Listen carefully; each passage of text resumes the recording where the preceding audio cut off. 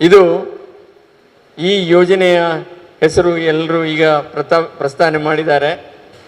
ಪಶುಸಂಗೋಪನಾ ಇಲಾಖೆಯವರದ್ದು ಹೇಳಿದ್ದಾರೆ, ತೋಟಗಾರಿಕೆ ಇಲಾಖೆಯವರು ಹೇಳಿದ್ದಾರೆ. ಈ ಯೋಜನೆಯ ಹೆಸರು ಪ್ರಧಾನಮಂತ್ರಿ ಕಿರು ಆಹಾರ ಸಂಸ್ಕರಣಾ ನಿಯಮಬದ್ಧಗೊಳಿಸುವಿಕೆ ಯೋಜನೆ. ಈಗಾಗಲೇ ಲಕ್ಷಾಂತರ ಮಂದಿಗಳು ಸಣ್ಣ ಸಣ್ಣ ಉದ್ಯಮವಾಗಿ ಮಾಡ್ತಾ ಇದ್ದಾರೆ. ಅದಕ್ಕೆ ಯಾವುದೇ ಒಂದು ಆಹಾರ ಸುರಕ್ಷತಾ ಕಾನೂನಿನ ಒಂದು ಚೌಕಟ್ಟಿನಲ್ಲಿ ಮಾಡ್ತಾ ಇಲ್ಲ. ಅಂಥವರನ್ನು ಒಂದು ಮೇನ್ ಸ್ಟ್ರೀಮ್ನಲ್ಲಿ ತರಬೇಕು. ಎಲ್ಲ ಆಹಾರ ಸುರಕ್ಷತಾ ಕಾನೂನು ಇದೆ ನಮ್ಮ ದೇಶದಲ್ಲಿ, ಅದನ್ನೆಲ್ಲ ಪಾಲಿಸಿ ಮಾಡಬೇಕು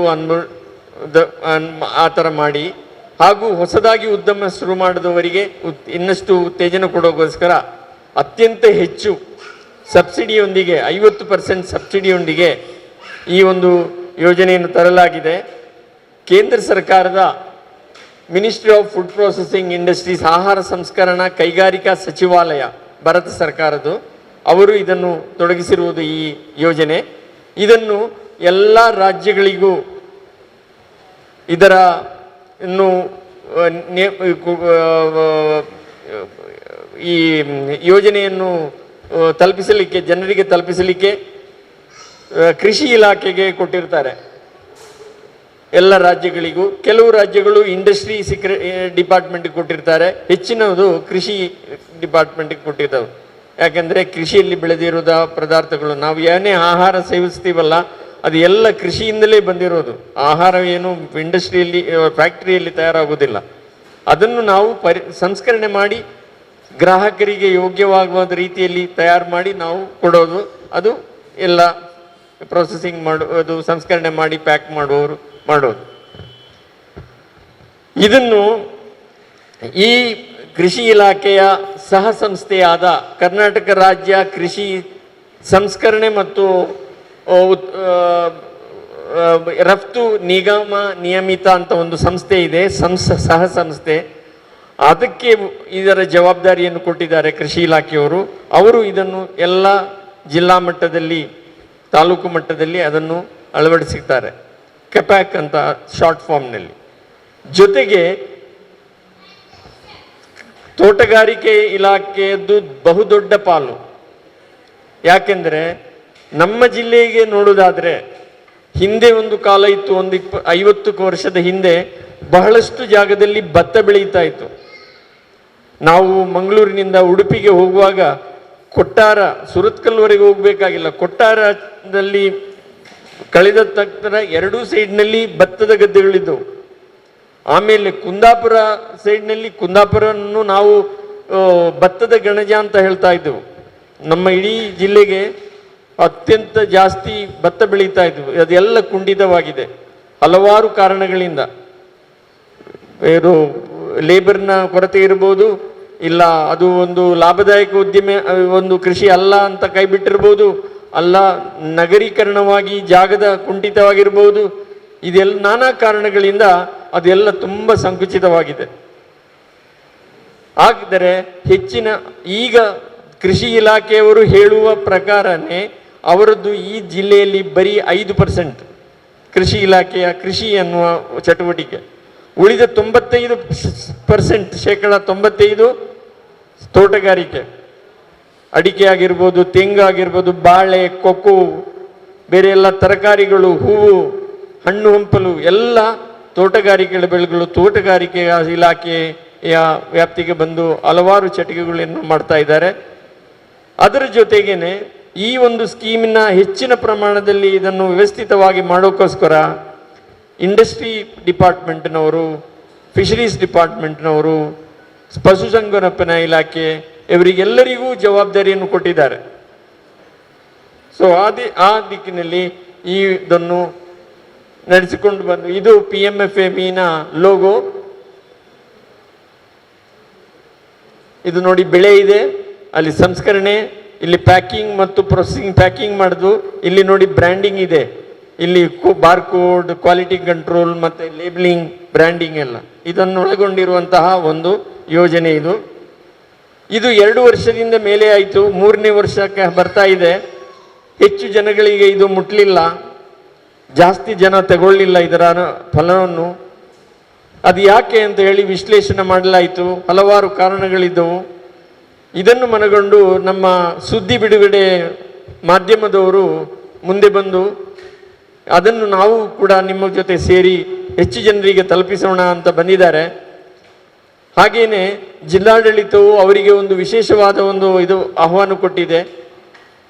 ತುಂಬ ಮನಸ್ಸಿನಿಂದ ಅವರನ್ನು ಅವರ ಹತ್ರ ಹೇಳಿದೆ, ನೀವು ಜೊತೆಯಲ್ಲಿ ಕೈ ಜೋಡಿಸಿ ಎಲ್ಲ ಕಾರ್ಯಕ್ರಮಗಳಿಗೂ ಪ್ರಚಾರ ಮಾಡುವುದಾಗಲಿ ಈ ಥರ ಆಯೋಜನೆ ಮಾಡುವುದಾಗಲಿ ಎಲ್ಲ ಮಾಡಿಕೊಂಡು ಹೋಗೋಣ ಅಂತ ಆ ನಿಟ್ಟಿನಲ್ಲಿ ಸುದ್ದಿಯ ಕೃಷಿ ಸೇವಾ ಕೇಂದ್ರ ಅಂತ ಒಂದು ಅವರು ಶುರು ಮಾಡಿದ್ದಾರೆ. ಎಲ್ಲ ತಾಲೂಕುಗಳಲ್ಲಿ ಮಾಡುವ ಯೋಜನೆ ಇದೆ.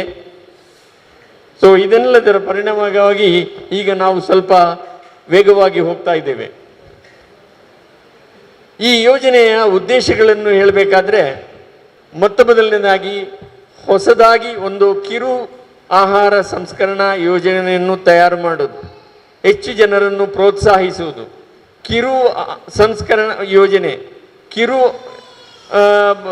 ಕೈಗಾರಿಕೆ ಅಂದರೆ ಈ ಇಂಡಸ್ಟ್ರಿಯಲ್ಲಿ 1 ಕೋಟಿಗಿಂತ ಕಡಿಮೆ ಬಂಡವಾಳ ಹಾಕುವುದು, 10 ಜನರಿಂದ ಕಡಿಮೆ ಜನರು ಇದರಲ್ಲಿ ಕೆಲಸಗಾರರು ಇರುವುದು, ಹಾಗೂ ವ್ಯವಹಾರವು 3 ಕೋಟಿಯಿಂದ ಒಳಗಿದ್ದರೆ ಅದು ಎಲ್ಲ ಕಿರು ಘಟಕಗಳು. ಸೊ ಈ ಆಹಾರ ಸಂಸ್ಕರಣೆಯಲ್ಲಿ ಇಂತಹ ಸಣ್ಣ ಸಣ್ಣ ಕಿರು ಘಟಕಗಳನ್ನು ಸ್ಥಾಪಿಸಲಿಕ್ಕೆ ಉತ್ತೇಜನ ಕೊಡೋದು, ಹೊಸದಾಗಿ ಮಾಡುವವರು. ಅದೇ ಥರ 2ನೇ ಪಾಯಿಂಟ್, ಈಗಾಗಲೇ ಮಾಡ್ತಾ ಇದ್ದಾರೆ ಕೆಲವರು, 1 ವರ್ಷದಿಂದಲೋ 4 ವರ್ಷದಿಂದಲೋ ಮಾಡ್ತಾ ಇದ್ದಾರೆ.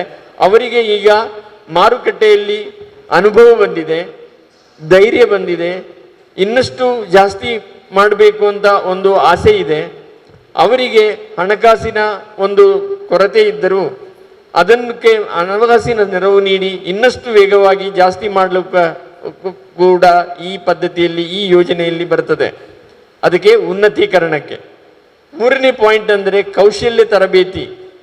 ಈ ಒಂದು ಘಟಕದಲ್ಲಿ ತಾಂತ್ರಿಕ ಮಾಹಿತಿ ಇರಬಹುದು, ಪ್ರಾಜೆಕ್ಟ್ ಪ್ರಿಪರೇಷನ್ ಇರಬಹುದು, ಅದನ್ನು ಮಾರುಕಟ್ಟೆ ಮಾಡುವ ವಿಧಾನ ಇರ್ಬೋದು. ಇದೆಲ್ಲದರ ಬಗ್ಗೆ ಕೌಶಲ್ಯ ತರಬೇತಿಯನ್ನು ನಾವು ಈ ಯೋಜನೆಯಲ್ಲಿ ಕೊಡ್ತೇವೆ. ಯಾರು ಉದ್ಯಮ ಆಕಾಂಕ್ಷಿಗಳಿದ್ದಾರೆ ಅವರಿಗೆ. ಆಮೇಲೆ ಕೈ ಆಸರೆ ಬೆಂಬಲ. ಸರ್ಕಾರದಿಂದ ಬಂದ ಇಷ್ಟೊಂದು ಯೋಜನೆಗಳಲ್ಲಿ ಒಂದು ಹೊಸ ಪ್ರಯೋಗ ಇದು, ಕೈ ಆಸರೆ ಬೆಂಬಲ. ಸಣ್ಣ ಮಕ್ಕಳನ್ನು ಕೈ ಆಸರೆ ನಡೆಸುವ ಥರ ಯಾರಾದರೂ ಉದ್ಯೋಗಾಕಾಂಕ್ಷಿಗಳು ಬಂದರೆ, ಉದ್ಯಮ ಆಕಾಂಕ್ಷಿಗಳು ಬಂದರೆ ಅವರನ್ನು ಪ್ರಾಜೆಕ್ಟ್ ಪ್ರಿಪೇರಿಂಗಿಂದ ಹಿಡಿದು ಟೆಕ್ನಾಲಜಿ ಹೇಗೆ ಮಾಡುವ ಪ್ರೊಸೆಸ್ನಿಂದ ಹಿಡಿದು ಅದನ್ನು ಪ್ಯಾಕಿಂಗ್ ಮಾಡುವುದು, ಇದು ಲೇಬಲಿಂಗ್ ಮಾಡೋದು ಹೇಗೆ, ಬ್ರ್ಯಾಂಡಿಂಗ್ ಮಾಡೋದು ಹೇಗೆ, ಅದನ್ನು ಮಾರ್ಕೆಟಿಂಗ್ ಮಾಡೋದು ಎಲ್ಲರ ಬಗ್ಗೆ, ಹಾಗೂ ಬ್ಯಾಂಕಿನಲ್ಲಿ ಹೋದಾಗ ಬ್ಯಾಂಕಿನಲ್ಲಿ ಹೇಗೆ ವ್ಯವಹಾರ ಮಾಡುವುದು, ಇದಕ್ಕೆ ಬೇಕಾಗುವ ಯಂತ್ರೋಪಕರಣಗಳು ಹೇಗೆ ಸಿಗುವುದು, ಎಲ್ಲಿಂದ ಸಿಗುವುದು, ಏನೇನು ಬೇಕು, ಅದನ್ನು ಎಲ್ಲದರ ಒಂದು ಸಹಾಯ ನಮ್ಮ ಈ ಇಲಾಖೆಯಿಂದ ಕೊಡ್ತೇವೆ. ಅದಕ್ಕೋಸ್ಕರ ಎಲ್ಲ ಜಿಲ್ಲೆಗಳಲ್ಲೂ ಜಿಲ್ಲಾ ಸಂಪನ್ಮೂಲ ವ್ಯಕ್ತಿಗಳನ್ನು ಮಾಡಿದ್ದಾರೆ. ಅವರು ಇದನ್ನು ಎಲ್ಲ ಮಾಡಿಕೊಡ್ತಾರೆ. ಇದರಲ್ಲಿ ಹಲವಾರು ಘಟಕಗಳಿದೆ. ಫಸ್ಟ್ ಅದು ವೈಯಕ್ತಿಕ ಘಟಕ, ಸ್ವಂತ ಒಬ್ಬರೇ ಆಗಿ ಮಾಡುವುದು. ಅದು ಹೊಸದಾಗಿರಲಿ ಅಥವಾ ಇನ್ನು ಈಗಾಗಲೇ ಮಾಡ್ತಾ ಇರುವವರನ್ನು ಉನ್ನತೀಕರಣವಾಗಲಿ, ಅದಕ್ಕೋಸ್ಕರ ಇದರಲ್ಲಿ ಈ ಯೋಜನೆಯನ್ನು ಬಳಸಿಕೊಳ್ಬೋದು 50% ಸಬ್ಸಿಡಿಯೊಂದಿಗೆ. ಆಮೇಲೆ ಪಾಲುದಾರಿಕೆಯವರು ಮಾಡಬಹುದು. 3-4 ಜನ ಇಲ್ಲ 5 ಜನ ಸೇರಿಬಿಟ್ಟು ಪಾಲುಗಾರಿಕೆ ಮಾಡುವಾಗ ಅದಕ್ಕೆ ಏನು ಮಾಡಬೇಕು, ನೀವು ಪಾಲುಗಾರಿಕೆ ಒಡಂಬಡಿಕೆ ಪಾರ್ಟ್ನರ್ಶಿಪ್ ಡೀಡ್ ರಿಜಿಸ್ಟರ್ ಮಾಡಬೇಕು. ಒಂದು ಹೆಸರು ಕೊಡಬೇಕು ಸಂಸ್ಥೆಗೆ. ಆ ಹೆಸರಿನ ಮೇಲೆ ಪ್ಯಾನ್ ಕಾರ್ಡ್ ತಗೋಬೇಕು. ನಿಮ್ಮ ಆಧಾರ್ ಎಷ್ಟು ಜನ ಇದ್ದಾರೆ ಪಾಲುದಾರರು, ಆ ಆಧಾರನ್ನು ಸಬ್ಮಿಟ್ ಮಾಡಿ ನೀವು ಒಂದು ಪ್ಯಾನ್ ಕಾರ್ಡ್ ತಗೊಳ್ಬೇಕು ಆ ಕಂಪನಿಯ ಹೆಸರಿನಲ್ಲಿ. ಅದನ್ನು ಈ ಪಾರ್ಟ್ನರ್ಶಿಪ್ ಡೀಡನ್ನು ನಿಮ್ಮ ಪ್ಯಾನನ್ನು ತಗೊಂಡು ಬಂದು ಇದು ಈ ಅರ್ಜಿ ಹಾಕಿ ಇದರ ಸದುಪಯೋಗ ಪಡ್ಕೋಬಹುದು. ರೈತ ಉತ್ಪಾದನಾ ಸಂಸ್ಥೆಗಳಿಗೆ FPOs ಈಗ ಹಲವಾರು ಬಂದಿದೆ. ಅವರಿಗೂ ಆಮೇಲೆ ಸೊಸೈಟಿಗಳಿಗೆ ಇದರಲ್ಲಿ ಈ ಯೋಜನೆಯನ್ನು ಉಪಯೋಗಿಸ್ಕೋಬೋದು. ಅವರಿಗೆ ಆದಂತಹ ವಿಶೇಷ ಸೌಲಭ್ಯಗಳು ಇದರಲ್ಲಿದೆ. ಆಮೇಲೆ ಸ್ವಸಹಾಯ ಸಂಘಗಳು ಅವರಿಗೆ ಕೊಡುತ್ತದೆ. ಈ ಸ್ವಸಹಾಯ ಸಂಘಗಳಲ್ಲಿ ಹಲವಾರು ಅದರ ಸದಸ್ಯರಿರ್ತಾರೆ. ಆ ಸದಸ್ಯರು ಕೂಡ ಅವರ ವೈಯಕ್ತಿಕವಾಗಿ ತಗೊಳ್ಳುವುದರ ಜೊತೆಗೆ ಸ್ವಸಹಾಯ ಸಂಘದ ಹೆಸರಿನಲ್ಲೂ ಮಾಡಬಹುದು. ಈಗ ಒಂದು ಸ್ವಸಹಾಯ ಸಂಘದಲ್ಲಿ ಒಂದು 25-50 ಮಂದಿ ಇದ್ದರೆ ಆ 50 ಮಂದಿಗೆ ಬೇಕಾಗುವಂತಹ ಒಂದು ಟೆಸ್ಟಿಂಗ್ ಲ್ಯಾಬ್ 4 ಕೋಟಿ ರೂಪಾಯಿ ಖರ್ಚಿದೆ. ಫುಡ್ ಟೆಸ್ಟಿಂಗ್ ಲ್ಯಾಬ್ ಅದನ್ನು ವೈಯಕ್ತಿಕವಾಗಿ ಮಾಡಲಿಕ್ಕೆ ಸಾಧ್ಯವಿಲ್ಲ. ಆಗ ಈ ಸ್ವಸಹಾಯ ಸಂಘಗಳ ಹೆಸರಿನಲ್ಲಿ ಈ 5 ಕೋಟಿಯ ಒಂದು ಪ್ರಾಜೆಕ್ಟ್ ಮಾಡಿಕೊಟ್ರೆ 50% ಸಬ್ಸಿಡಿಯಲ್ಲಿ ಇವರದ್ದು ಸಾಮಾನ್ಯ ಮೂಲಭೂತ ಸೌಕರ್ಯ ಮಾಡಿಕೊಡಲಾಗುವುದು. ಅದಲ್ಲದೆ ವೈಯಕ್ತಿಕವಾಗಿ ಈ ಎಲ್ಲ ಸದಸ್ಯರಿಗೂ ಪ್ರತಿ ಸದಸ್ಯರಿಗೆ 40,000 ಮೂಲ ಬಂಡವಾಳ ಕೊಡಲಾಗುವುದು. ಇನ್ನು ಸಾಮಾನ್ಯ ಮೂಲಭೂತ ಸೌಕರ್ಯ ನಾನು ಈಗಾಗಲೇ ಹೇಳಿದ ಹಾಗೆ ಟೆಸ್ಟಿಂಗ್ ಲ್ಯಾಬ್, ಒಂದು ಗೋಡೌನ್ ಬೇಕು, ಕೋಟಿ ಖರ್ಚಿದೆ. ಆಮೇಲೆ ಕೋಲ್ಡ್ ಸ್ಟೋರೇಜ್ ಒಂದು 5-6 ಕೋಟಿ ರೂಪಾಯಿ ಇದೆ. ಅದನ್ನು ಈ ರೈತ ಉತ್ಪಾದನಾ ಸಂಸ್ಥೆಗಳು ಸೊಸೈಟಿಗಳು ಪಡ್ಕೊಳ್ಬೋದು. ಬ್ರ್ಯಾಂಡಿಂಗ್ ಮತ್ತು ಮಾರುಕಟ್ಟೆಗೆ ಸಪರೇಟ್ ಆಗಿ ತಗೋಬಹುದು.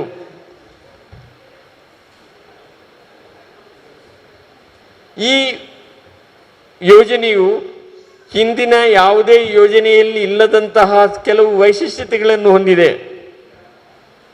ಮೊದಲನೆಯಾಗಿ ಹೇಳಬೇಕಾದರೆ ಇದು ಕಂಪ್ಲೀಟ್ ಆನ್ಲೈನ್. ಕೆಲವು ಅಕ್ಷರಗಳು ಮೂಡಿರುವುದಿಲ್ಲ ಅಲ್ಲಿ, ಅದು ಫಾಂಟ್ನ ಇನ್ಕಂಪ್ಯಾಟಿಬಿಲಿಟಿ. ಆನ್ಲೈನ್ನಲ್ಲಿ ಇರುವುದು ಕಂಪ್ಲೀಟ್. ನಾವು ಅಪ್ಲಿಕೇಶನ್ ತಗೊಳ್ಳೋದು, ಎಂಟ್ರಿ ಮಾಡೋದು, ಅದನ್ನು ಹಾಕೋದು, ಕಂಪ್ಯೂಟರ್ನಲ್ಲಿ ಅಪ್ಲೋಡ್ ಮಾಡುವಾಗ ಅದು ವೆಬ್ಸೈಟ್ನಲ್ಲಿ ರಿಜಿಸ್ಟರ್ ಆಗ್ತದೆ. ಅದು ರಿಜಿಸ್ಟರ್ ಆಗಿ ನಮ್ಮದು ಲೋಕಲ್ ಕಮಿಟಿ ಇದೆ, ಡಿಸ್ಟ್ರಿಕ್ಟ್ ಲೋಕಲ್ ಕಮಿಟಿ DLC ಅಂತ. ಅದರಲ್ಲಿ ಆ ಕಮಿಟಿಯಲ್ಲಿ ಎಷ್ಟು ಅಪ್ಲಿಕೇಶನ್ ಇದೆ ಅದನ್ನು ಕಮಿಟಿ ನಿರ್ಧರಿಸ್ತದೆ. ಮೀಟಿಂಗ್ ಕರೀತಾರೆ, DC ಅವರು ಅದರ ಚೇರ್ಮನ್. ಅವರು ಕಂಪ್ಯೂಟರ್ನಲ್ಲಿ ಅದು ಪಾಸ್ವರ್ಡ್ ಹಾಕಿದಾಗ ಓಪನ್ ಆಗಿ ಬರ್ತದೆ ವೆಬ್ಸೈಟ್ನಿಂದ. ಅಲ್ಲಿ 2 ಬಟನ್ ಇರೋದು, ಅಪ್ರೂವ್ಡ್ ನಾಟ್ ಅಪ್ರೂವ್ಡ್ ಅಷ್ಟೇ. ಅವರು ಅದನ್ನು ಒಂದು ಕೆಲವು ಕ್ವಶನ್ ಕೇಳ್ತಾರೆ, ಇದು ಹೇಗೆ ಮಾಡೋದು, ಅವರಿಗೆ ಅನುಭವ ಇದೆಯಾ, ಅವನು ಎಲ್ಲಿ ಮಾರಾಟ ಮಾಡ್ತಾನೆ, ಇದು ಲಾಭದಾಯಕ ಉದ್ಯಮ ಆಗಬಹುದಾ, ಇದರ ಯಂತ್ರೋಪಕರಣಗಳನ್ನು ಸಿಗ್ತದಾ, ಎಲ್ಲಿಂದ ತರಿಸ್ತೀರಿ, ಯಾರು ಅವನಿಗೆಲ್ಲ ಅನುಭವ ಇದೆ, ಪರಿಚಯ ಇದೆಯಾ, ಎಲ್ಲ ಇದೆಯಾ, ಸರಿ. ಅವರಿಗೆ ನಾವು ಸಮಂಜಸ ಉತ್ತರ ಕೊಟ್ಟಾಗ ಅವರು ಅದನ್ನು ಜಸ್ಟ್ ಪ್ರೆಸ್ ಮಾಡ್ತಾರೆ ಅವರ ಕಂಪ್ಯೂಟರ್ನಲ್ಲಿ ಅಪ್ರೂವ್ಡ್ ಅಂತ. ತಕ್ಷಣ ಅದು ವೆಬ್ಸೈಟ್ನಲ್ಲಿ ಅಪ್ರೂವ್ಡ್ ಅಂತ ಹೋಗುತ್ತೆ. ಅದರಲ್ಲಿ ಬ್ಯಾಂಕಿನದ್ದು ನಮೂದಿ ಮಾಡಿರ್ತೀರ್ತೇವೆ. ಆ ಬ್ಯಾಂಕಿಗೆ ಒಂದು ಇಮೇಲ್ ಹೋಗ್ತದೆ. ಅದರ ಇಮೇಲ್ ಜೊತೆಯಲ್ಲಿ ಯೂಸರ್ ID ಮತ್ತು ಪಾಸ್ವರ್ಡ್ ಹೋಗಿರ್ತದೆ ಬ್ಯಾಂಕ್ ಮ್ಯಾನೇಜರ್ಗೆ. ಬ್ಯಾಂಕ್ ಮ್ಯಾನೇಜರ್ ಏನು ಮಾಡ್ತಾರೆ, ಆ ಯೂಸರ್ ID ಪಾಸ್ವರ್ಡ್ ಹಾಕಿದ ತಕ್ಷಣ ನಿಮ್ಮ ಅಪ್ಲಿಕೇಶನ್ ಅಲ್ಲಿ ಓಪನ್ ಆಗ್ತದೆ ಬ್ಯಾಂಕ್ನಲ್ಲಿ. ಅವರು ಅಲ್ಲಿ ನಿಮ್ಮನ್ನು ಕರೆದು ಸಮಾಲೋಚನೆ ಮಾಡ್ತಾರೆ, ಏನೇನು ಡಾಕ್ಯುಮೆಂಟ್ ಮಾಡಬೇಕು ಅದನ್ನೆಲ್ಲ ಕೇಳ್ತಾರೆ. ಆಮೇಲೆ ಅವರಿಗೂ ಅಲ್ಲಿ 2 ಬಟನ್ ಇರೋದು, sanctioned not rejected, sanction rejected. ಒಂದು ಕೋಮಾನು ಚೇಂಜ್ ಮಾಡೋಕ್ಕೆ ಬರೋದಿಲ್ಲ, ಕಡಿಮೆ ಮಾಡಿ ಜಾಸ್ತಿ ಮಾಡಿ ಅದು ಏನು ಬರೋದಿಲ್ಲ. ಅವರು ಸ್ಯಾಂಕ್ಷನ್ ಅಂತ ಹೊರಡಿದ್ರೆ ನಿಮಗೆ ಸ್ಯಾಂಕ್ಷನ್ ಆಯಿತು. ಅವರು ರಿಜೆಕ್ಟೆಡ್ ಅಂದರೆ ಅದು ಇಮ್ಮಿಡಿಯೇಟ್ ಆಗಿ ವೆಬ್ಸೈಟಿಂದ ಅದು ಆಟೋಮೆಟಿಕ್ ಜನರೇಟೆಡ್ ಇನ್ನೊಂದು ಮೇಲಿದೆ, ಸೆಕೆಂಡ್ ಬ್ಯಾಂಕಿಗೆ ಹೋಗ್ತದೆ.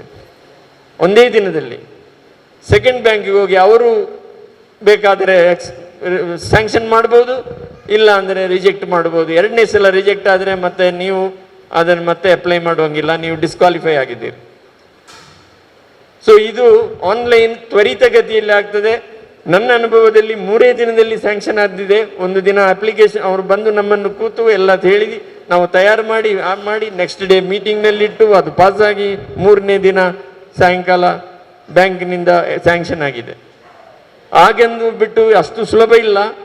ಬ್ಯಾಂಕಿನವರು ಯಾವುದೇ ಒಂದು ಲೋನ್ ಕೊಡುವಾಗ ಅಷ್ಟು ಸುಲಭದಲ್ಲಿ ಕೊಡುವುದಿಲ್ಲ. ಅವರು ಸರಿಯಾಗಿ ವಿಚಾರ ಮಾಡ್ತಾರೆ, ಸಮಾಲೋಚನೆ ಮಾಡ್ತಾರೆ, ಎಲ್ಲ ಡಾಕ್ಯುಮೆಂಟ್ ನೋಡ್ತಾರೆ, ನಿಮ್ಮ ಕ್ರೆಡಿಬಿಲಿಟಿ, ನಿಮ್ಮ ಸಿಬಿಲ್ ಸ್ಕೋರ್ ಎಲ್ಲ ನೋಡ್ತಾರೆ. ನಾವು ಹಲವಾರು ಜನರನ್ನು ನೋಡಿದ್ದೇವೆ. ಅವ್ರು ಬಂದು ನಮ್ಮ ಹತ್ರ ನಮಗೆ ಯಾವುದು ಲೋನ್ ಇಲ್ಲ ಅಂತ ಜಂಬದಲ್ಲಿ ಹೇಳಿರ್ತಾರೆ. ಅಲ್ಲಿ ಹೋದಾಗ ನಿಮ್ಮ ಆಧಾರ್ ಕಾರ್ಡ್ ಹೊಡೆದಾಗ ಎಲ್ಲ ನಿಮ್ಮ ಹಿಸ್ಟ್ರಿ ಬರ್ತದೆ. ಕೆಲವು ಒಂದು ಕೇಸ್ ಆಗಿದೆ, 5 ವರ್ಷ ಹಿಂದೆ ಅವನು ಲೋನ್ ಎಲ್ಲ ಕ್ಲೋಸ್ ಮಾಡಿದ್ದಾನೆ ಅಂತ ಹೇಳಿದ ನನಗೆ. ಅದರಲ್ಲಿ ಏನಿತ್ತು, 1 ಟೈಮ್ ಸೆಟಲ್ಮೆಂಟ್ ಇತ್ತು. ಅವನಿಗೆ 2 ಲಕ್ಷ ಲೋನ್ ಇತ್ತು. ಅದಕ್ಕೆ ಹಲವಾರು ಸಲ ನೋಟಿಸ್ ಕೊಟ್ಟು ಬ್ಯಾಂಕಿಗೆ ಸಾಕಾಗಿ ಅವನು ಬರಲಿಲ್ಲ, ಕಟ್ಟಲಿಲ್ಲ. ಕೊನೆಗೆ ಅವರು 1 ಟೈಮ್ ಸೆಟಲ್ಮೆಂಟ್ಗೆ ಕರೆದರು. ನೀನು 2 ಲಕ್ಷ ಕಟ್ಟಬೇಡಪ್ಪ, 1 ಲಕ್ಷ ಕಟ್ಟು ಸಾಕು ಅಂತ. ಬಹಳ ಖುಷಿ ಆಯ್ತು ಇವನಿಗೆ.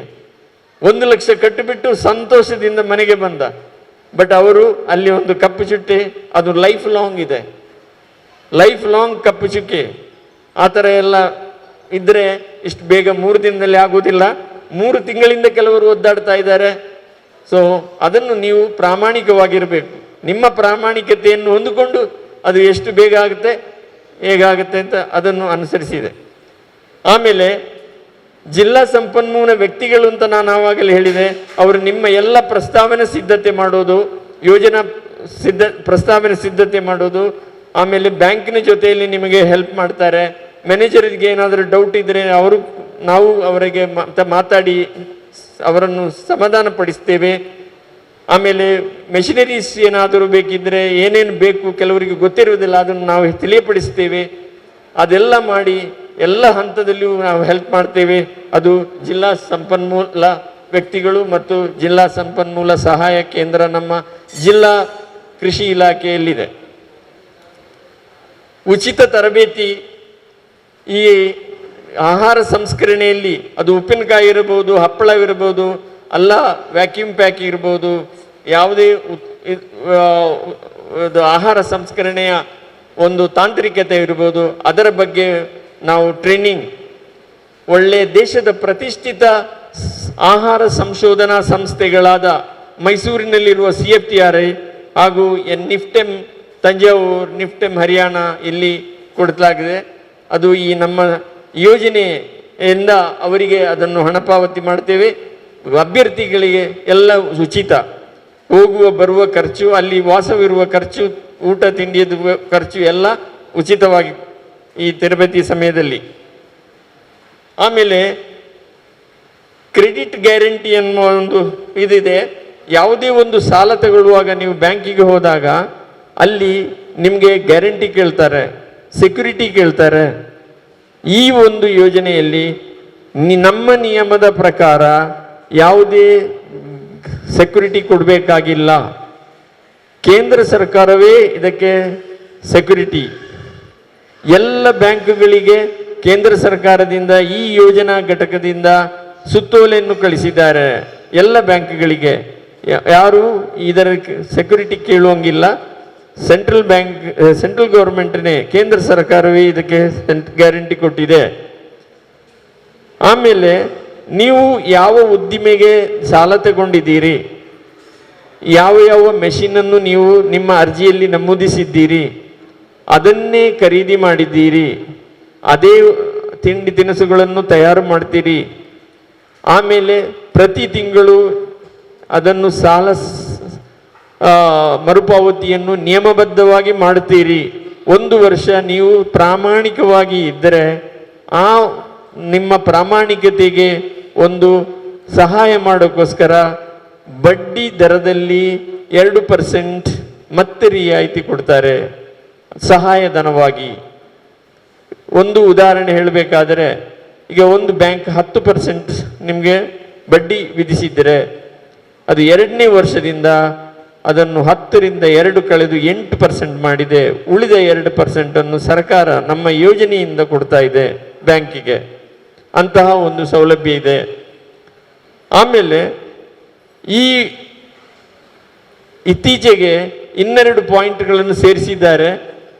ಇದನ್ನು ಹೆಚ್ಚು ಜನರಿಗೆ ಉಪಯೋಗ ಮಾಡಿ, ಹೆಚ್ಚು ಜನರು ಇದಕ್ಕೆ ಬಂದು ಇದರ ಉಪಯೋಗ ಪಡ್ಕೊಳ್ಳಿ ಅಂದ್ಬಿಟ್ಟು, ಒಂದು ವೇಳೆ ನೀವು ಯಾವುದಾದರೂ ಇಂತಹ ಉದ್ದಿಮೆಯನ್ನು ಆಗಲೇ ಆರಂಭಿಸಿ ಅದು ಯಾವುದೇ ನಾನಾ ಕಾರಣಕ್ಕೆ ಅದು ಮೊಟಕುಗೊಂಡಿದ್ದರೆ, ಸ್ಥಗಿತಗೊಂಡಿದ್ದರೆ ಅದನ್ನು ಪುನಶ್ಚೇತನಗೊಳಿಸಲಿಕ್ಕೋಸ್ಕರ ಈ ಯೋಜನೆಯನ್ನು ಉಪಯೋಗಿಸಬಹುದು.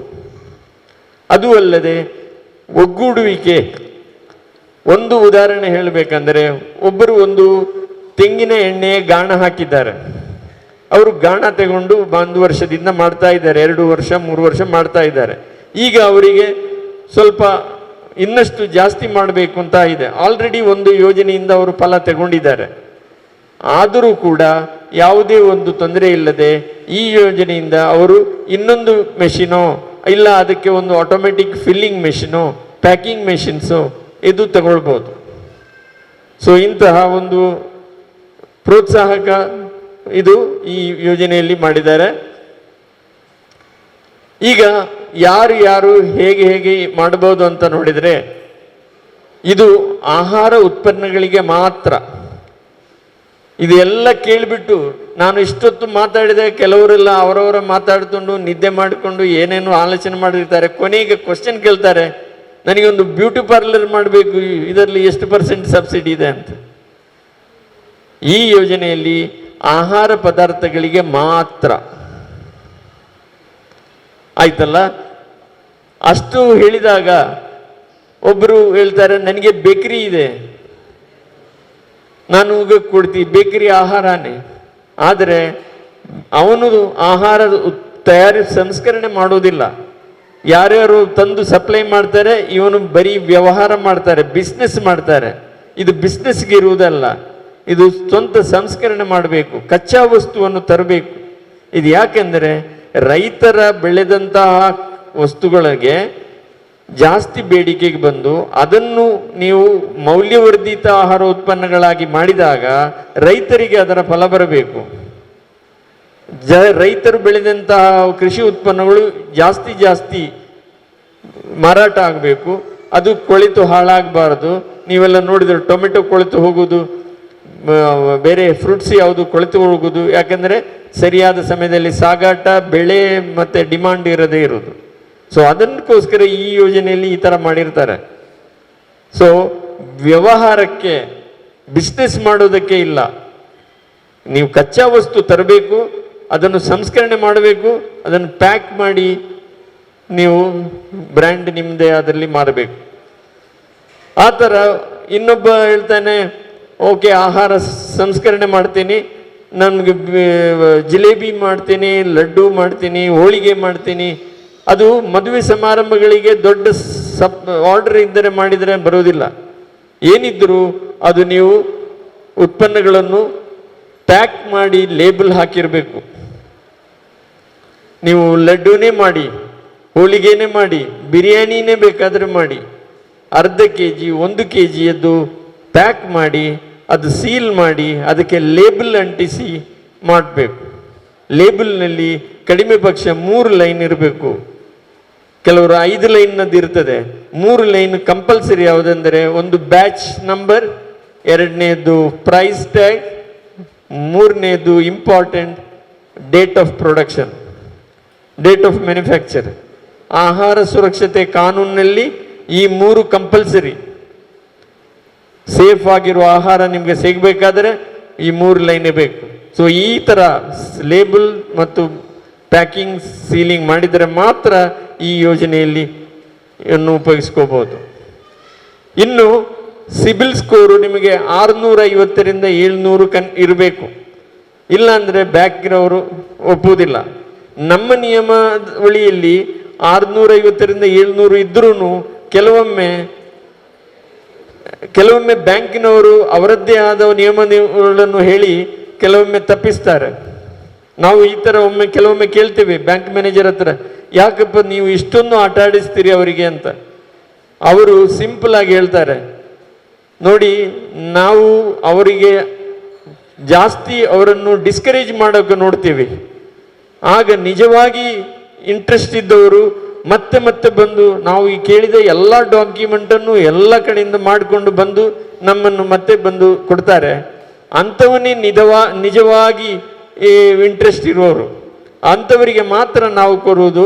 ಸೊ ಅದು ಅವರ ಟೆಕ್ನಿಕ್. ಸೊ ಆವಾಗ ನೀವು ಎದೆಗುಂದಬಾರದು. ನಿಜವಾಗಿ ನೀವು ಇಂಟ್ರೆಸ್ಟ್ ಇದ್ದರೆ ನೀವು ಅದನ್ನು ಅವರಿಗೆ ಕೇಳಿದ ಎಲ್ಲ ಡಾಕ್ಯುಮೆಂಟ್ಸ್ಗಳನ್ನು ಸರಿಯಾದ ರೂಪದಲ್ಲಿ ಪ್ರಾಮಾಣಿಕವಾಗಿ ನೀಡಬೇಕು. ನಿಮಗೆ ಮತ್ತು ಬ್ಯಾಂಕಿನ ಮ್ಯಾನೇಜರುನಲ್ಲಿರುವ ಸಂಬಂಧ ಬಹಳ ಮುಖ್ಯ. ನೀವು ಅವರಲ್ಲಿ ಹೋಗಿ ಗುದ್ದಾಡಿ ಇದು ಸರ್ಕಾರದಿಂದ ಬರುವುದು, ಇದು ನನ್ನ ಹಕ್ಕು ಅಂತ ಹೇಳಿ ನೀವು ಜಗಳ ಮಾಡಿದರೆ ನಿಮ್ಗೆ ಎಂದು ನಿಮಗೆ ಲಾಸ್ ಅಲ್ಲದೆ ಮ್ಯಾನೇಜರ್ಗೆ ಏನು ಲಾಸ್ ಆಗುವುದಿಲ್ಲ.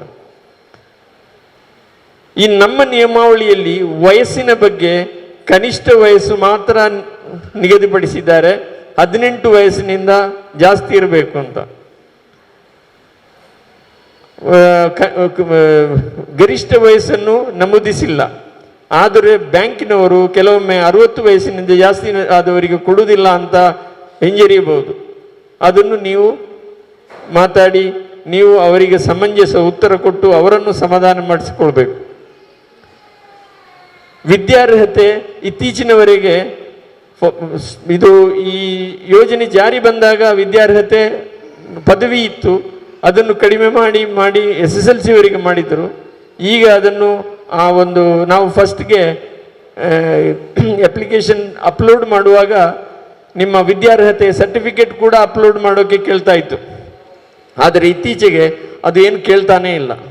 ಯಾಕೆಂದರೆ ವಯಸ್ಸಿನ ವಿದ್ಯಾರ್ಹತೆಯ ನಿಯಮವನ್ನು ಅದು ಒಂದು ಅನಿವಾರ್ಯವಲ್ಲ ಅಂತ ಪರಿಗಣಿಸಿದ್ದಾರೆ ಅವರು. ಈಗ ಯಾವ ವಸ್ತುಗಳಿಗೆ ಯಾವ ನಿಮ್ಮ ಚಟುವಟಿಕೆಗಳಿಗೆ ಈ ಯೋಜನೆಯಲ್ಲಿ ಬರುವುದಿಲ್ಲ ಅಂದರೆ, ಆಹಾರ ವಸ್ತುಗಳೇ ಅಂದ್ರೂ ಅದು ಲೂಸ್ ಆಗಿ ಸಂಸ್ಕರಿಸದೆ ಮಾರಾಟ ಮಾಡುವುದು ಇದರಲ್ಲಿ ನಾವು ಕೊಡಲಿಕ್ಕೆ ಬರೋದಿಲ್ಲ. ಆಮೇಲೆ ಲೂಸ್ ಮಾರಾಟ ಮಾಡೋದು ಬಿಡಿಯಾಗಿ, ಈಗ ಯಾರೋ ಪ್ರೊಸೆಸ್ ಮಾಡಿರ್ತಾರೆ, ಸಂಸ್ಕರಣೆ ಮಾಡಿ ಮಾರ್ಕೆಟಲ್ಲಿ ಇರ್ತದೆ, ಅದನ್ನು ನೀವು ಹೋಲ್ಸೇಲ್ ಆಗಿ ತಂದು ಇಲ್ಲಿ ನೀವು ರಿಟೇಲ್ ಆಗಿ ಲೂಸ್ ಆಗಿ ಮಾರಾಟ ಮಾಡೋದು, ಅದು ಬರೀ ವ್ಯವಹಾರ ಆಯಿತು, ಬಿಸ್ನೆಸ್ ಆಯಿತು. ಸೊ ಅದಕ್ಕೆ ಇಲ್ಲಿ ಎಡೆ ಇಲ್ಲ. ಆಮೇಲೆ ಯಾವುದೇ ಒಂದು ಬೆಳೆಗಳು, ಈಗ ನೀವು ಮಶ್ರೂಮ್ ಅಣಬೆ ಬೇಸಾಯ ಅನ್ಕೊಂಡ್ರಿ, ಇಲ್ಲ ಯಾವುದೋ ಪ್ರಾಣಿ ಪಕ್ಷಿಗಳದ್ದು ಬೇಸಾಯ ತಗೊಂಡ್ರಿ, ಅದಕ್ಕೆ ಯಾವುದೇ ಪ್ರಾಣಿಗಳ ಪಕ್ಷಿಗಳ ಬೆಳೆಗೆ ನಮ್ಮ ಈ ಯೋಜನೆಯಲ್ಲಿ ಮಾಡೋಕ್ಕೆ ಬರೋದಿಲ್ಲ. ಅದು ಎಲ್ಲ ಬೆಳೆಗಳು ಎಲ್ಲ ಪ್ರಾಣಿಗಳನ್ನು ನೀವು ಅದು ಕೊಯ್ಲು ಮಾಡಿದ ನಂತರ ನೀವೇನು ಮಾರಾಟ ಮಾಡ್ತೀರಲ್ಲ, ಆವಾಗ ನೀವು ಅದನ್ನು ಮೌಲ್ಯವರ್ಧನೆ ಮಾಡೋದಕ್ಕೆ, ಸಂಸ್ಕರಣೆ ಮಾಡೋಕ್ಕೆ ಉಪಯೋಗಿಸಿದರೆ ಈ ಯೋಜನೆಯಲ್ಲಿ ಉಪಯೋಗಿಸ್ಬೋದು. ಮೀನನ್ನು ಉಪಯೋಗಿಸ್ಬೋದು, ಮೊಟ್ಟೆಯಿಂದ ಉತ್ಪನ್ನಗಳನ್ನು ತಯಾರಿ ಮಾರಾಟ ಮಾಡ್ಬೋದು, ಮಶ್ರೂಮ್ನಿಂದ ಪೌಡರ್ ಮಾಡೋದೋ, ಸೂಪ್ ಪೌಡರ್ ಮಾಡೋದೋ, ಇಲ್ಲ ಉಪ್ಪಿನಕಾಯಿ ಹಾಕೋದು ಎಲ್ಲ ಮಾಡ್ಬೋದು. ಇದು ಹೋಟೆಲ್, ಕ್ಯಾಂಟೀನ್, ದಿನಸಿ, ಬೇಕರಿ ಇತ್ಯಾದಿಗಳಿಗೆ ಬರುವುದಿಲ್ಲ. ನಾವು ಆಗಲೇ ಹೇಳಿದ್ದೇನೆ, ಇದು ಬರೀ ವ್ಯವಹಾರ, ಬರೀ ಬಿಸ್ನೆಸ್, ಅದಕ್ಕೆ ಬರುವುದಿಲ್ಲ. ಯಾವುದೇ ಈ ಥರ ಸೇವಾ ಚಟುವಟಿಕೆಗಳಿಗೆ ಬರುವುದಿಲ್ಲ. ಇದು ನಾನು ಇದನ್ನು ಈ ಪಾಯಿಂಟ್ಸ್ ಎಲ್ಲ ಹೇಳಿದ್ದೀನಿ. ನಮ್ಮ ಜಿಲ್ಲಾ ಕೃಷಿ ಇಲಾಖೆಯಲ್ಲಿ ಜಿಲ್ಲಾ ಸಂಪನ್ಮೂಲ ಸಹಾಯವನ್ನು ಒದಗಿಸುವ ಎಲ್ಲ ಸಿಬ್ಬಂದಿಗಳಿದ್ದಾರೆ, ಹಾಗೂ ನಿಮಗೆ ಸಮಯಕ್ಕೆ ಇದು ಕೊಡ್ತಾರೆ. ಈಗ ಧನ ಸಹಾಯ ಯಾವ ರೀತಿ ಕೊಡ್ತೇವೆ ಅಂದರೆ, ನಾವು ಒಂದು ವೈಯಕ್ತಿಕವಾಗಿ ಒಬ್ಬರು ಮಾಡ್ತಿದ್ರೆ ಅವರಿಗೆ ಅದು ಹೊಸದಾಗಿ ಮಾಡುವುದಿರಲಿ ಅಥವಾ ಆಲ್ರೆಡಿ ಈಗ ಮಾಡ್ತಾ ಇರುವವರು ಉನ್ನತೀಕರಣ ಮಾಡುವುದಾಗಲಿ, ಅದಕ್ಕೆ ಮೂಲ ಬಂಡವಾಳದ 50% ಸಹಾಯಧನ ಇದೆ. ಅದರಲ್ಲಿ ಅಪ್ಪರ್ ಲಿಮಿಟ್ ಗರಿಷ್ಠ 15 ಲಕ್ಷ. ಈಗ 10 ಲಕ್ಷ ಒಂದು ಪ್ರಾಜೆಕ್ಟ್ ಇದ್ದರೆ ನಿಮಗೆ 50% 5 ಲಕ್ಷ ಸಬ್ಸಿಡಿ ಸಿಗ್ಬೋದು. ಈಗ 80 ಲಕ್ಷದ ಪ್ರಾಜೆಕ್ಟ್ ಮಾಡಿದರೆ 40 ಲಕ್ಷ ಸಬ್ಸಿಡಿ ಕೊಡುವುದಿಲ್ಲ. ಒಂದು ಫ್ಯಾಮಿಲಿಯಲ್ಲಿ ಒಬ್ಬನಿಗೆ ಒಂದು ಯೂನಿಟ್ಗೆ 15 ಲಕ್ಷ ಅಪ್ಪರ್ ಲಿಮಿಟ್. ಈ ಮೂಲ ಬಂಡವಾಳದಲ್ಲಿ ಯಾವುದೆಲ್ಲ ಅಳವಡಿದೆ ಅಂದರೆ, ಮೂಲಭೂತ ಸೌಕರ್ಯ. ನೀವು ಮನೆಯಲ್ಲಿ ಸೈಡ್ನಲ್ಲಿ ಜಾಗ ಇದ್ದರೆ ನೀವು ಶೆಡ್ ಕಟ್ಬೋದು, ಸಣ್ಣ ಶೆಡ್ ಕಟ್ಬೋದು. ಅದಕ್ಕೆ ಫ್ಲೋರಿಂಗ್, ಟೈಲ್ಸ್ ಹಾಕ್ಬೋದು. ಈಗ ಆಹಾರ ಸುರಕ್ಷತೆ ಕಾನೂನು FSSAI ನಂಬರ್ ಸಿಗಬೇಕಾದ್ರೆ, ಸರ್ಟಿಫಿಕೇಟ್ ಸಿಗಬೇಕಾದ್ರೆ ಅವರು ಅದನ್ನೆಲ್ಲ ನೋಡ್ತಾರೆ. ಆಹಾರ ಸ್ವಚ್ಛ ಜಾಗದಲ್ಲಿ ಇರಬೇಕು ಅಂತ. ಸೊ ಅದನ್ನು ಮಾಡಲಿಕ್ಕೆ ಈ ಟೈಲ್ಸ್ ಹಾಕಿ ಕ್ಲೀನ್ ಜಾಗ ಮಾಡುವಕ್ಕೆ ನಿಮಗೆ ಈ ಪ್ರಾಜೆಕ್ಟ್ನಲ್ಲಿ ಅದಕ್ಕೆ ಬೇಕಾಗುವ ಖರ್ಚನ್ನು ಅಳವಡಿಸಿಕೋಬಹುದು. ಆಮೇಲೆ ಒಂದು ಸೊಂಟದಷ್ಟು ಎತ್ತರಕ್ಕೆ ನೀವು ಕಲ್ಲುನ ಗೋಡೆ ಕಟ್ಟಿ ಅದರ ಮೇಲೆ ಕಬ್ಬಿಣದ ಕಂಬಗಳನ್ನು ಹಾಕಿ ಮೇಲೆ ಟ್ರಸ್ ಮಾಡಿ ಇದೇ ಥರ ವೆಲ್ಡಿಂಗ್ ಮಾಡಿದ ಇದು ಮಾಡಿ ಮೇಲೆ ಶೀಟ್ ಹಾಕ್ಬೋದು, ಚಿಮ್ನಿ ಮತ್ತು ಎಕ್ಸಾಸ್ಟ್ ಫ್ಯಾನ್ಗಳನ್ನು ಹಾಕ್ಬೋದು, ಇಲ್ಲ ಈ ಹುಳ ಉಪ್ಪಟೆಗಳನ್ನು ಬರದಂತೆ ನೆಟ್ ಹಾಕ್ಬೋದು, ವಿದ್ಯುತ್ ಮತ್ತು ನೀರಿನ ಸಂಪರ್ಕವನ್ನು ಹಾಕಿಸ್ಬೋದು, ಇದೆಲ್ಲವನ್ನು ಆಮೇಲೆ ನಿಮ್ಗೆ ಸ್ಟೋರ್ ಮಾಡಲಿಕ್ಕೆ ಕ್ಯಾಬಿನೆಟ್ಸ್ ಮಾಡಿಸ್ಬೋದು. ಇದೆಲ್ಲ ಸೇರಿದರೆ ನಿಮ್ಮ ಹೋಲ್ ಪ್ರಾಜೆಕ್ಟಿನ ಒಂದು 30% ಒಳಗಿರಬೇಕು ಬಿಲ್ಡಿಂಗ್ಗೆ. ಪಕ್ಕ RCC ಬಿಲ್ಡಿಂಗಿಗೆ ಕೊಡುವುದಿಲ್ಲ. ಆಮೇಲೆ ಎರಡನೆಯದ್ದು ಯಂತ್ರೋಪಕರಣಗಳು. ಈ ಸಂಸ್ಕರಣೆಗೆ ಬೇಕಾಗುವಂತಹ ಯಂತ್ರೋಪಕರಣಗಳನ್ನು ನಿಮ್ಮ ಎಲ್ಲ ಮೆಷಿನರಿಗಳು, ಆಮೇಲೆ ನಿಮಗೆ ಬೇಕಾದರೆ ಜನರೇಟರ್ ಇಲ್ಲ UPS ಬೇಕು, ಕರೆಂಟಿನ ಅಭಾವ ಇದ್ದವರಿಗೆ, ಆಮೇಲೆ ನಿಮಗೆ ಬಿಲ್ ಪ್ರಿಂಟಿಂಗ್ ಮಾಡಲಿಕ್ಕೆ ಕಂಪ್ಯೂಟರ್ ಮತ್ತು ಪ್ರಿಂಟರ್ ಬೇಕು. ಅದನ್ನೆಲ್ಲವನ್ನು ಈ ಯಂತ್ರೋಪಕರಣದಲ್ಲಿ ಸೇರಿಸ್ಬೋದು. ಆಮೇಲೆ ಮೂರನೆಯದ್ದು ಪೀಠೋಪಕರಣಗಳು, ಅಂದರೆ ಈ ಪ್ರೊಸೆಸಿಂಗ್ ಮಾಡಲಿಕ್ಕೆ, ನಮ್ಮ ಸಂಸ್ಕರಣೆ ಮಾಡಲಿಕ್ಕೆ, ಪ್ಯಾಕಿಂಗ್ ಮಾಡಲಿಕ್ಕೆ ಉಪಯೋಗಿಸುವಂತಹ ಪೀಠೋಪಕರಣಗಳು. ಪ್ಯಾಕಿಂಗ್ ಟೇಬಲ್ ಇರ್ಬೋದು, ಕೆಲಸಗಾರರಿಗೆ ಕೂತ್ಕೊಳ್ಳಿಕ್ಕೆ ಚೇರ್ ಸ್ಟೂಲ್ ಇರ್ಬೋದು, ಅಂಥದ್ದು, ಇಲ್ಲ ಸ್ಟೋರೇಜ್ ಕ್ಯಾಬಿನೆಟ್ ಇರ್ಬೋದು. ಸೊ ಅಂಥದ್ದನ್ನು ಈ ಮೂರಕ್ಕೆ ನಾವು 50% ಸಬ್ಸಿಡಿ. ಈಗ ನಾವು ಈ ಥರ ಪ್ರಾಜೆಕ್ಟ್ ಮಾಡಿ ನಿಮಗೆ ನಿಮ್ಮ ಮನಸ್ಸಿನಲ್ಲಿ ಎಷ್ಟು ಇದೆ, ಏನೇನು ಮಾಡಬೇಕು ಅದನ್ನೆಲ್ಲ ತಿಳ್ಕೊಂಡು ನಾವು ಒಂದು ಯೋಜನಾ ವರದಿಯನ್ನು ಮಾಡ್ತೇವೆ.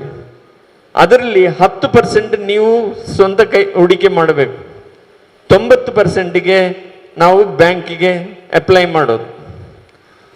ಸೊ 90% ಬ್ಯಾಂಕಿಗೆ ಅಪ್ಲೈ ಮಾಡಿದ ತಕ್ಷಣ ಅವರು ಅದನ್ನೆಲ್ಲ ಸ್ಟಡಿ ಮಾಡಿಬಿಟ್ಟು ನಿಮ್ಮನ್ನು ಕರೀತಾರೆ. ನಾನು ಹೇಳಿದ ಪ್ರೊಸೆಸ್ ಇದೆ ಅಲ್ಲ, ಆನ್ಲೈನ್ ಮಾಡುವ ಪ್ರೊಸೆಸ್ ಆವಾಗ ಹೇಳಿದೆ ನಿಮಗೆ, ಸ್ಟೆಪ್ ಬೈ ಸ್ಟೆಪ್ ಹೇಳಿದ್ದೀನಿ. ಅದು ಆಗಿ ನಿಮ್ಮನ್ನು ಕರೀತಾರೆ ಬ್ಯಾಂಕ್ ಮ್ಯಾನೇಜರ್. ಕರೆದು ಬಿಟ್ಟು 90%, ಕೆಲವೊಮ್ಮೆ ನಿಮ್ಮ ಕ್ರೆಡಿಬಿಲಿಟಿ, ನಿಮ್ಮ ಯೋಗ್ಯತೆಯನ್ನು ನೋಡಿಬಿಟ್ಟು ಅವರು 90% ಕೊಡ್ಬೋದು, ಇಲ್ಲ 85% ಕೊಡ್ಬೋದು, ಇಲ್ಲಪ್ಪ ನಿನಗೆ 85 ಅಲ್ಲ 80% ಕೊಡೋದಂದ್ರೆ ಅಷ್ಟು ಕೊಡ್ಬೋದು. ಎಷ್ಟು ಸ್ಯಾಂಕ್ಷನ್ ಮಾಡ್ತಾರೆ, ನಾವು ಉದಾಹರಣೆಗೆ 90% ತಗೊಳ್ಳೋಣ. 90% ಸ್ಯಾಂಕ್ಷನ್ ಆದ ತಕ್ಷಣ ಆನ್ಲೈನ್ನಲ್ಲಿ ಸ್ಯಾಂಕ್ಷನ್ ಲೆಟರ್ ನಮ್ಮ PMFME ಸೆಲ್ಗೆ ಹೋಗ್ತದೆ. ಅಲ್ಲಿಂದ ಅವರು 50% ಬಿಡುಗಡೆ ಮಾಡ್ತಾರೆ. ಆನ್ಲೈನ್ ಇಮ್ಮಿಡಿಯೇಟ್ ಆಗಿ ಟ್ರಾನ್ಸ್ಫರ್ ಮಾಡ್ತಾರೆ. ಆವಾಗ ಸರ್ಕಾರದ ಧನ ಸಹಾಯ 50 ಬಂತು. ನೀವು 90% ಲೋನ್ ಬ್ಯಾಂಕ್ ನಿಮಗೆ ಕೊಟ್ಟಿದೆ, 50% ತಕ್ಷಣ ಅವರಿಗೆ ವಾಪಸ್ ಬಂತು. ಅದು ನಿಮ್ಮ ಹಣ, ಸರ್ಕಾರ ನಿಮಗೆ ಕೊಟ್ಟಿರೋದು ನಿಮ್ಮ ಅಕೌಂಟ್ ಬಂದು ಬಿಂತು. ಬ್ಯಾಂಕಿನವರು ಅಂದರು ನಿಮ್ಮ ಹಣ ನಮಗೆ 50% ಬಂತು. ಈಗ 90ರಿಂದ 50 ಹೋದರೆಷ್ಟು? ಹೇಳ್ರಮ್ಮ, 40. ಸೊ ಇದು ನೀವು ಬಡ್ಡಿ ಕಟ್ಟಬೇಕಾದ ಮೊತ್ತ ಬರೀ 40. ಅಸಲು ಮತ್ತು ಅದಕ್ಕೆ ಬಡ್ಡಿ. ಈ 40% ಕಟ್ಟಿದರೆ ಸಾಕು. ನೀವು ಏನೇನು ದಾಖಲೆಗಳು ಬೇಕು ಇದನ್ನು ನೀವು ಮುಂದುವರಿಬೇಕಾದ್ರೆ ಅಂದರೆ ಆಧಾರ್ ಕಾರ್ಡ್ ಬೇಕು, ಆಮೇಲೆ ಪ್ಯಾನ್ ಕಾರ್ಡ್ದು, ಆಮೇಲೆ ನಿಮ್ಮ ವಿಳಾಸದ ಒಂದು ದಾಖಲೆ. ಅದರಲ್ಲಿ ಯಾವುದಾದ್ರೂ ಒಂದು ದಾಖಲೆ ಸಾಕು. ನಿಮ್ಮ ಹೆಸರಿನಲ್ಲಿ ವಿದ್ಯುತ್ ಬಿಲ್ ಬರುತ್ತಿದ್ದರೆ ವಿದ್ಯುತ್ ಬಿಲ್ನ ಪಾವತಿ ಬಿಲ್ ಸಾಕು. ಟ್ಯಾಕ್ಸ್ ನೀವು ನಿಮ್ಮ ಹೆಸರಿನಲ್ಲಿ ಬಿಲ್ಡಿಂಗ್ ಇದ್ದರೆ ನೀವು ಟ್ಯಾಕ್ಸ್ ಕಟ್ಟಿದ ರಿಸಿಟ್ ಸಾಕು. ಇಲ್ಲ ನಿಮ್ಮ ಹೆಸರಿನಲ್ಲಿ ಇಲ್ಲ, ನೀವು ಸ್ವಂತ ಮನೆಯಲ್ಲಿಲ್ಲ, ಬಾಡಿಗೆ ಇದ್ದರೆ ಬಾಡಿಗೆ ಅಗ್ರಿಮೆಂಟ್ನ ಕಾಪಿ ಸಾಕು. ಆವಾಗ ಮತ್ತೊಂದು ಪ್ರಾಬ್ಲಮ್ ಬರ್ತದೆ.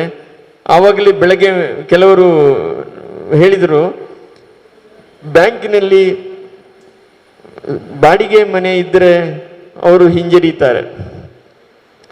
ನಿಮಗೆ ಇಷ್ಟೆಲ್ಲ ಮೆಷಿನ್ನು ಟೈಲ್ಸ್ ಎಲ್ಲ ಹಾಕಿರ್ತೀರ, ಅವರು 11 ತಿಂಗಳಿಗೆ ನಿಮಗೆ ಕರಾರು ಮಾಡಿರೋದು, 12ನೇ ತಿಂಗಳು ಮತ್ತೆ ಹೇಳ್ತಾರೆ ನೀವು ಖಾಲಿ ಮಾಡಿ ಅಂತ. ನಾನಾ ಕಾರಣಗಳಿರ್ಬೋದು. ಒಂದು, ನೀವು ಬಿಸ್ನೆಸ್ ಮಾಡಿ ಒಳ್ಳೇದಾಗಿದ್ದೀರಿ, ನಾನೇ ಮಾಡ್ತೇನೆ ಇಲ್ಲಿ ಇನ್ನು ಮುಂದೆ ಅಂತ ಹೇಳ್ಬೋದು. ಇಲ್ಲ, ನಿಮ್ಮನ್ನು ಅಲ್ಲಿಂದ ನಿಮ್ಮ ಮೆಷಿನ್ನಿಂದ ತೊಂದರೆ ಆಗಿದೆ, ನಿಮ್ಮ ವಾಸನೆ ಬರ್ತದೆ, ಏನಾದರೂ ಕಾರಣ ಹೇಳಿ ಅವರು ನಿಮ್ಮನ್ನು ಬೇಡ ಅಂದರೆ ಬ್ಯಾಂಕಿನವರು ಈ ಟೈಲ್ಸನ್ನು ತೆಗಿತಾರ? ಟೈಲ್ಸ್ ತೆಗೆದರೆ ಟೈಲ್ಸ್ ಎಲ್ಲ ತುಂಡು ತುಂಡಾಗ್ತದೆ, ಬ್ಯಾಂಕಿನವರಿಗೂ ಉಪಯೋಗ ಇಲ್ಲ, ನಿಮಗೂ ಉಪಯೋಗ ಇಲ್ಲ. ಸೊ ಬ್ಯಾಂಕಿನವರು ಹಿಂಜರಿತಾರೆ, ಬಾಡಿಗೆ ಮನೆಯಲ್ಲಿದ್ದರೆ ಹಿಂಜರಿತಾರೆ. ಆವಾಗ ನೀವು ಬ್ಯಾಂಕಿನವರನ್ನು ಸಮಾಧಾನ ಮಾಡಬಹುದು. ನೀವು ಲೀಸ್ನೋ, ಅವರಿಗೆ 3 ವರ್ಷದ ಲೀಸ್ ಬೇಕಾ, ನಿಮ್ಮ ಓನರ್ ಅವ್ರಿಗೂ ನಿಮ್ಮ ಜೊತೆ ಸರಿಯಾಗಿದ್ದರೆ ಅವ್ರ ಹತ್ರ ಸಮಾಧಾನ ಮಾಡಿ. ಬ್ಯಾಂಕಿನವರು 3 ವರ್ಷ ಅಂದರೆ 3 ವರ್ಷದ್ದು ಮಾಡಿ, ಬ್ಯಾಂಕಿನವ್ರದ್ದು 2 ವರ್ಷದ ಸಾಕು ಅಂದರೆ 2 ವರ್ಷದ್ದು ಅದು ಮಾಕಿ. ಇಲ್ಲ ಅವರು 5 ವರ್ಷ ಅಂತಲೇ ಪಟ್ಟು ಹಿಡಿದರೆ ನೀವು ಓನರ್ ಹತ್ರ ಕೇಳಬೇಕು 5 ವರ್ಷ ಕೊಡ್ಲಿಕ್ಕೆ ಆಗ್ತದ ಅಂತ. ಕೊಟ್ಟರೆ ಒಳ್ಳೇದು, ಕೊಡದೇ ಇದ್ದರೆ ಅದು ಕಷ್ಟ, ಮತ್ತೆ ನೀವು ಬೇರೆ ದಾರಿ ನೋಡಬೇಕು.